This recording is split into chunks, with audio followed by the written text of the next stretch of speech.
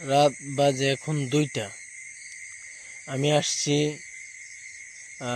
আমার শিং মাছের যে প্রজেক্ট আছে সেই প্রজেক্টে খাদ্য দেওয়ার জন্য। যেহেতু বৃষ্টি ছিল, রাতের প্রথম দিকে আমি কোনো খাদ্য দেই নাই আর কি। আরেকটা জিনিস হচ্ছে, আপনারা অনেকেই মনে করতে পারেন যে আমি অনেকদিন ধরে ভিডিও দেই না কেন, ভিডিও আপলোড করি না কেন। এর কারণ হচ্ছে এটাই, আমি মনে করছিলাম যে আমার শিং মাছের পোনা নাই পুকুরে। আপনাদেরকে যদি দেখাই, এই যে দেখুন আমার শিং মাছের পোনা, এখনো খাদ্য দেই নাই, খাদ্য দিব। এটা আভাস পেয়েই তারা কিন্তু ভিড় করেছে আমার কাছে। তো এখানে অনুমান করা যায় যে এখন আলহামদুলিল্লাহ এই মুহূর্তে 2-2.5 লাখ পোনা কিন্তু পুকুরে আছে। তারপরেও আমার কাছে মনে হয়েছিল যে পোনা হয়তো পুকুরে নাই। তো আমি যদি উৎপাদন না করতে পারি তাহলে আপনাদেরকে কি পরামর্শ দিব, এটি চিন্তা করে আসলে ভিডিও দেওয়া বন্ধ করেছিলাম। পরবর্তীতে দেখি মাশাল্লাহ এখনো পোনা আছে। এই যে দেখুন, আমি যদি একটু হালকা খাদ্য দিই তাহলে আপনারা আরো ক্লিয়ারলি দেখতে পারবেন। এই যে খাদ্য দিলাম এখানে, দেখবেন যে পোনা চলে আসছে।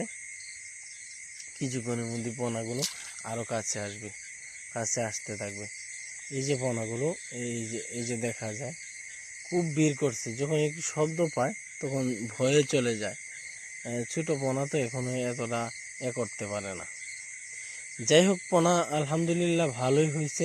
এই যে সারা পুকুরেই ভেসে আছে পোনা এই মুহূর্তে। তো পোনা উৎপাদন করার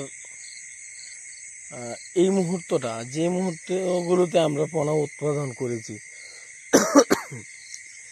এখন যদি আমি বলি এই মুহূর্তটা খুবই কঠিন গেছে, তাহলে অনেকেই মানবেন, অনেকেই মানবেন না। যদি এরোটর থাকতো তাহলে এটা আমাদের জন্য সহজ হইতো। আমরা এরোটর ছাড়া এই পোনাগুলো উৎপাদন করেছি। এই যে দেখুন পোনা, ওই লাইট ধরার কারণে নিচ দিয়ে, পানির নিচ দিয়ে কিন্তু ঘোরাঘুরি করতেছে। তো এই যে এখানে দূরে দেখানো যায় না, লাইট দিয়ে তো আর ভালো করে পোনা দেখানো যায় না।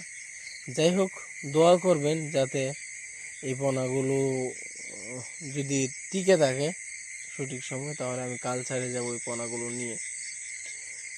2-2.5 লাখ যাই হয়, আমি সবগুলো নিয়ে এই কালচারে যাব যাতে ভালো একটা রেজাল্ট আনতে পারি। হ্যাঁ, অবশ্যই আপনাদেরকে আমি ব্লগের মাধ্যমে, আমি আমার এই পেজের মাধ্যমে পোনার পরিচর্যা এবং দিন দিন ধারাবাহিক আপডেট আমি দিতে থাকবো। তো ভালো থাকবেন, সুস্থ থাকবেন। আসসালামু আলাইকুম।